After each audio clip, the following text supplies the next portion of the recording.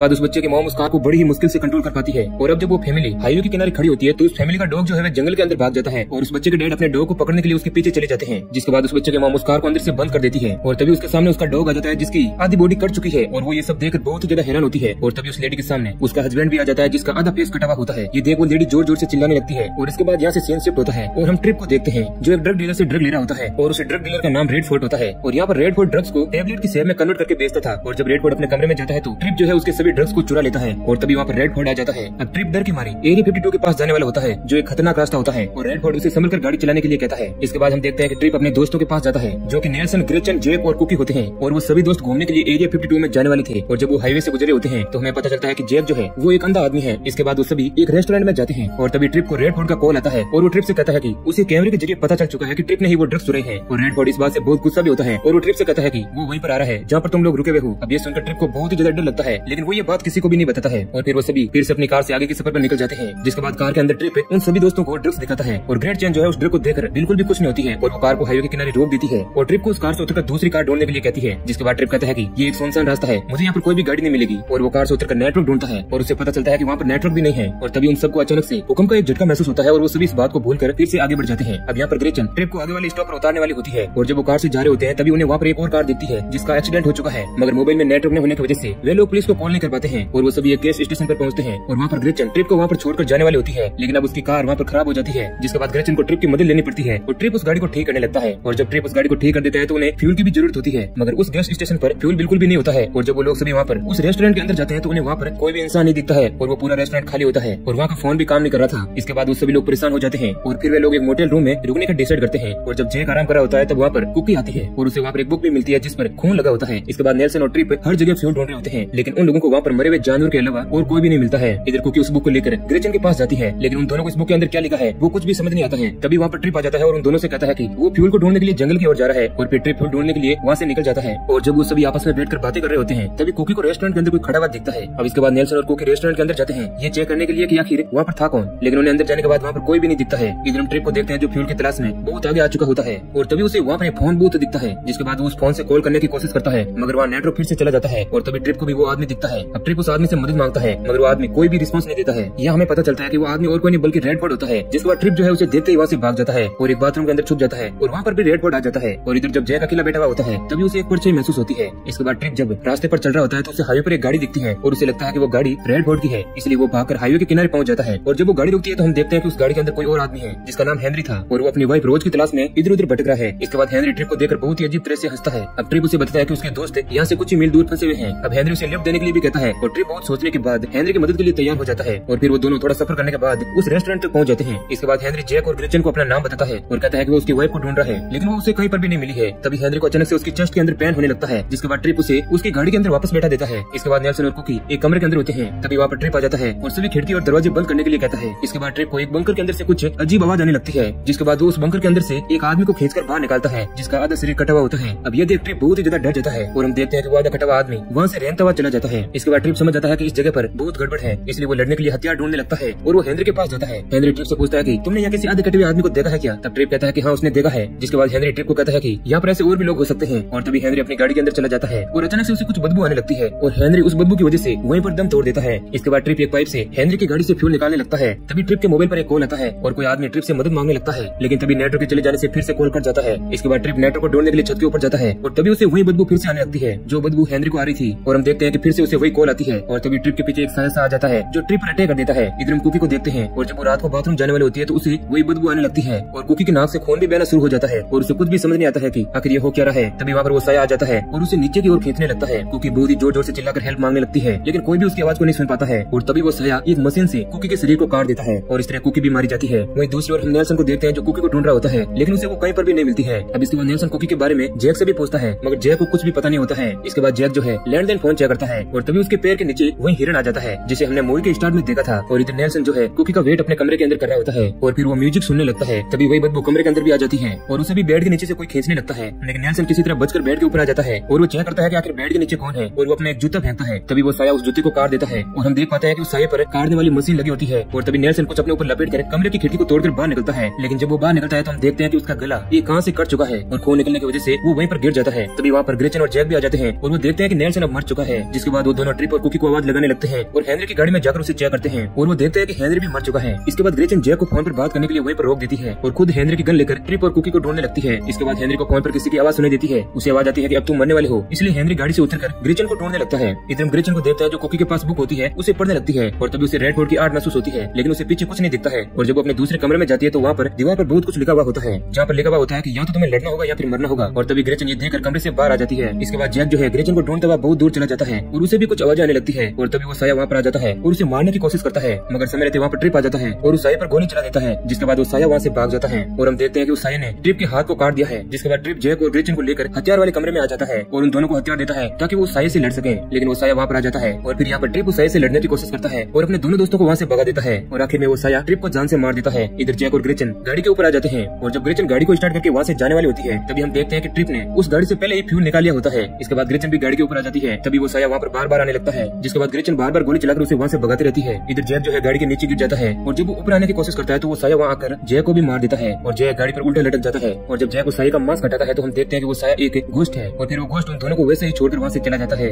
इसके बाद Gretchen Jack को शांत करा के उस फ्यूल बॉक्स को उठा लेती है और गाड़ी में फ्यूल भरने लगती है। तभी वहाँ पर वो घोस्ट फिर से आ जाता है और ग्रेचन उस पर अटैक करके गाड़ी में चली जाती है और उस गाड़ी को पूरी तरह से लॉक कर देती है। तभी वह घोस्ट गाड़ी के ऊपर आ जाता है, जिसके बाद ग्रेचन उस घोस्ट को गाड़ी से नीचे गिरा देती है और जब वो घोस्ट गाड़ी के सामने खड़ा हो जाता है तो ग्रेचन उस घोस्ट को गाड़ी से टक्कर मार देती है और गाड़ी लेकर वहाँ से भाग जाती है। और जब सुबह होती है तो वो घोस्ट फिर से गाड़ी के ऊपर आ जाता है, जिसके बाद ग्रेचन गाड़ी को फुल स्पीड में चलाती है, जिस कारण गाड़ी का एक्सीडेंट हो जाता है और ग्रेचन भी बेहोश हो जाती है। तभी वहाँ पर रेडफोर्ड आ जाता है और उसे जगाता है और हम देखते हैं कि वहाँ पर पुलिस भी आ चुकी है और छानबीन करने लगती है। इसके बाद हम फ्लैशबैक का सीन देखते हैं जब ग्रेचन ने हाईवे के किनारे गाड़ी रुकी थी और तभी वहाँ से हेनरी की भी गाड़ी गुजरती है और रेडफोर्ड की गाड़ी भी पीछे पीछे वहीं से निकलती है और उन सभी का हेनरी की गाड़ी से एक्सीडेंट हो जाता है और उन सभी की मौत भी हो चुकी थी और अभी तक वो सभी आफ्टर लाइफ जी रहे थे, मतलब मरने के बाद की जिंदगी। और वो घोस्ट जो है उन सभी की आत्मा को लेने के लिए आया था, मतलब कि जब उन्हें भूकंप का झटका लगा था उस वक्त वो सभी मर चुके थे और इस एक्सीडेंट में जैक और ग्रेचन जो है वे बच जाते हैं, इसलिए वो घोस्ट के अटैक से बच जाते हैं। और इसी बीच रेडफोर्ड उन्हें देख लेता है और पुलिस को बुलाकर उनकी मदद करता है। और हमने मूवी के स्टार्ट में जो फैमिली देखी थी वो फैमिली भी हिरन के टकराने से मर गई थी और उनकी सोल को लेने भी वही घोस्ट आया था। अब मूवी के लास्ट सीन में हम जैक और ग्रेचन को देखते हैं जो जख्मी होते हैं और उन्हें अपनी आफ्टर लाइफ के बारे में कुछ भी पता नहीं होता है और इसी सीन के साथ मूवी एंड हो जाती है। तो दोस्तों अगर ये वीडियो आपको अच्छा लगा है तो लाइक जरूर करें, ऐसे ही और इंटरेस्टिंग वीडियो पाने के लिए चैनल को सब्सक्राइब करें।